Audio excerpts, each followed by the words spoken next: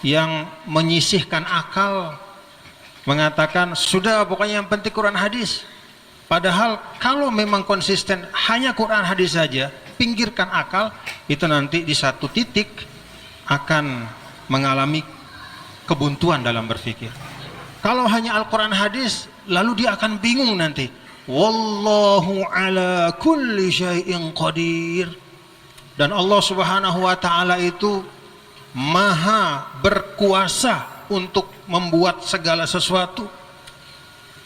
Lalu ada pertanyaan, kalau memang Allah maha kuasa, berarti bisa dong dia menciptakan yang sama dengan zatnya. Bisa dia menciptakan sesuatu yang setara dengan dia. Kan ala kulli, kan selalu begitu. Ketika ada hadis kullu bid'atin dhalalah, maka kullunya itu dimaknakan secara umum, pokoknya semua, tidak peduli penjelasan para ulama bahwa yang dimasukkan dengan kullu bid'atin di situ adalah sayyi'atin. Disitulah perlunya akal, disitulah perlunya penguasaan bahasa. Nah, imam-imam mazhab termasuk Ahlus Sunnah wal Jamaah, Imam Asy'ari itu merumuskan pemahaman nas dengan berdasarkan bahasa, berdasarkan akal, berdasarkan kaidah-kaidah, sehingga pemahamannya salim. Dan kita tinggal menikmati hasil dari pemahaman yang baik itu. Kalau pemahamannya terpotong-potong seperti yang Syekh Abdus Samad sampaikan tadi, sampai anak sama bapak sama keponakannya, itu mau potong-potong celana, karena hadis tentang tentang isbal itu kan banyak. Maka dikumpulkanlah oleh para ulama, dijelaskanlah bahwa yang ini maksudnya begini, ini maksudnya begini, yang mutlak ditarik kepada yang muqayyad, sehingga akhirnya pemahamannya adalah pemahaman yang paling inti di situ adalah tarkul khuyala, nggak boleh ada kesombongan. Bahkan sampai ulama mengatakan kalau memendekkan celana itu dengan niat kesombongan, itulah justru yang haram. Intinya itu adalah pada tarkul khuyala, itu menurut penjelasan sebagian ulama. Nah, karena itu kita ini adalah orang-orang yang awam. Kata Syekh Abdus Samad tadi, banyak di antara kita punya hasrat mendalami Islam, tapi umurnya udah lewat, ilmu dasarnya nggak punya. Bagaimana mungkin kita bisa mengambil langsung dari Al-Quran hadis kalau tidak paham? Jangankan hari ini saya, Anda, pada masa dulu masih para sahabat saja, tidak lama setelah Rasulullah SAW wafat, pada masa Sayyidina Umar, ada sahabat yang salah paham terhadap Al-Quran. Ada seorang sahabat, saya tidak usah sebut namanya, didatangkan kepada Sayyidina Umar Ibn Al-Khattab. Sahabat-sahabat yang lain mengatakan, ya Sayyidina Umar, tegakkan had untuk orang ini. Dia habis minum minuman keras, mabuk-mabukan. Dibawa ke depan Sayyidina Umar. Begitu Sayyidina Umar akan menjatuhkan hukuman, dia bilang, stop dulu. Saya tidak boleh diberlakukan hukum untuk dicambuk. Karena saya ini orang yang beriman dan bertakwa. Bukankah dalam Al-Quran ada firman Allah, laisa 'alal ladzina amanu wa 'amilus solihati junahum fima ta'imu idza mattaqaw wa amanu wa 'amilus solihati tsumma taqaw wa ahsanu, akhir ayat. Tidak ada masalah bagi orang yang beriman, beramal soleh, kalau dia bertakwa untuk makan dan minum apapun. Kan saya beriman, kan saya beramal soleh, maka saya boleh dong minum minuman keras. Itu sahabat membaca satu ayat. Sayyidina Umar dalam riwayat itu sampai tertegun, agak kaget. Untung saat itu ada Sayyidina Abdullah bin Abbas. Kata Sayyidina Abdullah bin Abbas, Pak, bukan itu maksud ayat tadi. Ayat itu turun sebagai jawaban atas pertanyaan sahabat pada masa Rasul, mempertanyakan bagaimana nasib orang tua mereka, sahabat-sahabat mereka yang meninggal dunia pada saat khamar belum diharamkan. Jadi sampai akhir hayatnya masih minum karena memang belum diharamkan khamar. Maka mereka resah, aduh bagaimana ayah saya, bagaimana sahabat saya, teman saya ini sampai akhir hayatnya masih minum karena memang belum diharamkan. Maka turunlah ayat itu sebagai jawaban bahwa tidak masalah bagi orang yang beriman dan bertakwa pada apa yang mereka makan dan minum.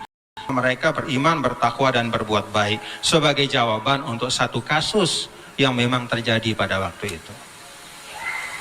Itu pada masa masih mutawafir as-sahabah, ya, jadi masih penuh banyak sahabat. Sudah ada yang salah paham. Jadi antara sahabat pun tidak sama tingkatannya. Tidak semua itu, tidak semuanya langsung ngambil dari Al-Quran hadis, enggak. Antara para sahabat saja enggak. Maka Nabi mengatakan kalau mau tanya hal, Mu'az bin Jabal dalam sebuah riwayat, kalau mau tahu hukum halal haram tanya Mu'az. Maksudnya apa? Ya muftinya itu Mu'az. Maka di dalam keterangan para sahabat, para ulama disampaikan pada masa Nabi kita, Nabi besar Muhammad Sallallahu Alaihi Wasallam, dari 124.000 sahabat itu ada 4 mufti di Mekah, ada 4 mufti di Madinah. Dalam sebagian riwayat disampaikan.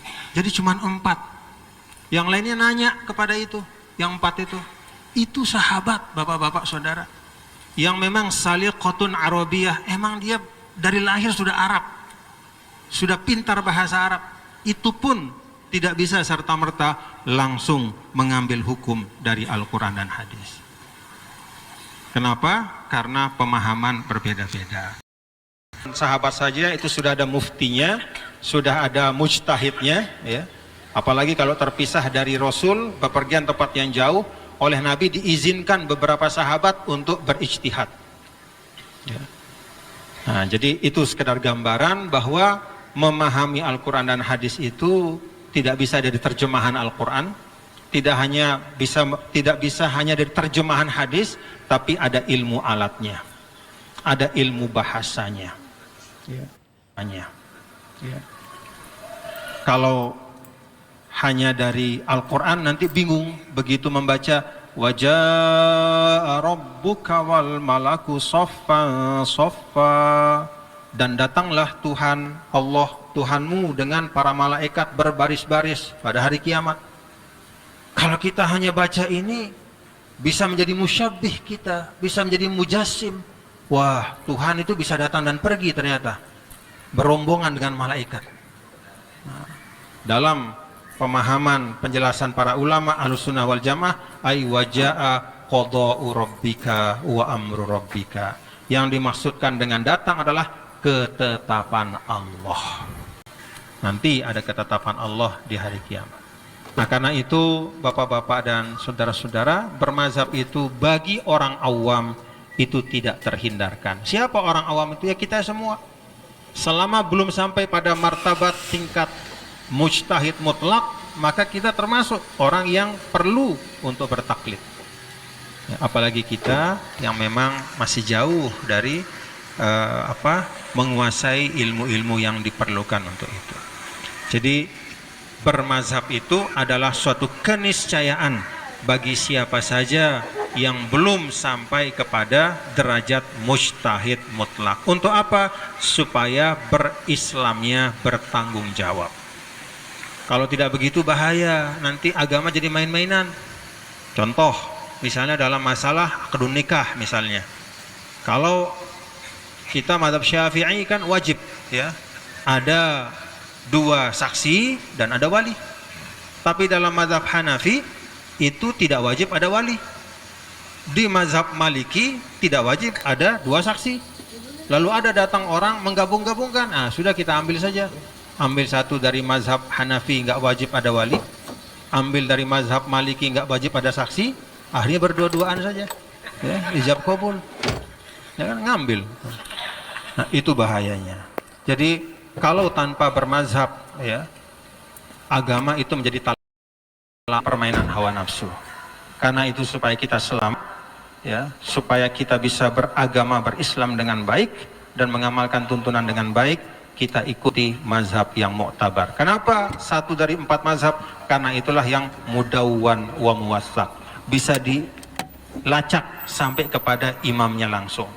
Murid-muridnya itu tertib menyusun sehingga dapat dipertanggungjawabkan. Alhamdulillahirabbil alamin. Allahu a'lam bishawab. Sebelum